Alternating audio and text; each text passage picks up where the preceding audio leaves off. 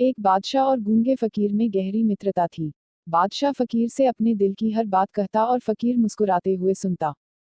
बादशाह को उसका साथ इतना भाने लगा कि उसने उसकी रहने की व्यवस्था अपने महल में करवा दी थी। फकीर राजा के साथ महल में रहने लगा।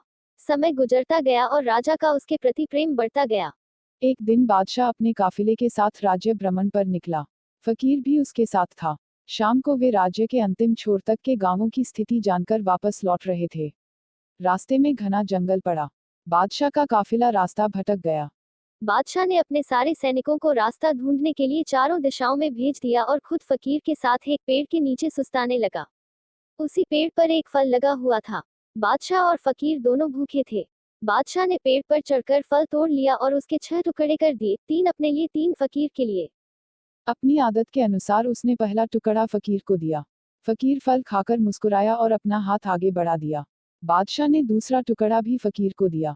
फकीर फल खाकर मुस्कुराया और फिर से अपना हाथ आगे कर दिया। राजा ने उसे तीसरा टुकड़ा भी दे दिया। एक एक करके फकीर 5 टुकड़े खा गया और छठवें के लिए भी हाथ आगे बढ़ा दिया। ये देख बादशाह को बड़ा क्रोध आया। वह बोला, ये मेरा तुम्हारे प्रति प्रेम है कि मैं तुम्हें अपने महल में अपने साथ रखता हूँ, हर सुख सुविधा तुम्हें मुहैया करवाता हूँ। पर आज मुझे पता चल गया कि तुम्हारे दिल में मेरे लिए जरा भी प्रेम नहीं है।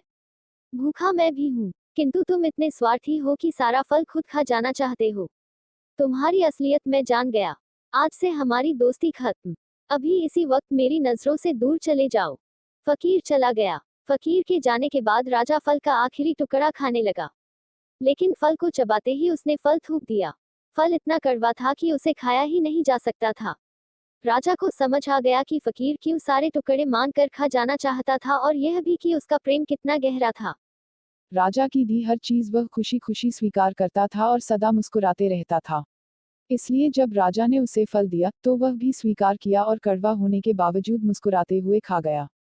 वह सारे टुकड़े इसलिए मांगकर खा जाना चाहता था ताकि राजा को इस बात का पता न चल सके कि वह साधु को कड़वा फल खिला रहा है।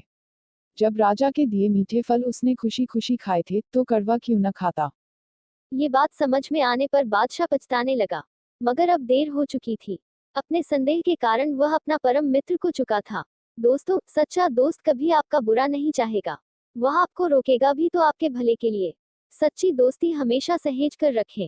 दोस्ती के फल में संदेह का कीड़ा लग जाए तो उसे खराब होते देर नहीं लगती। इसलिए जब भी दोस्ती करें, भरोसे की नींव पर करें।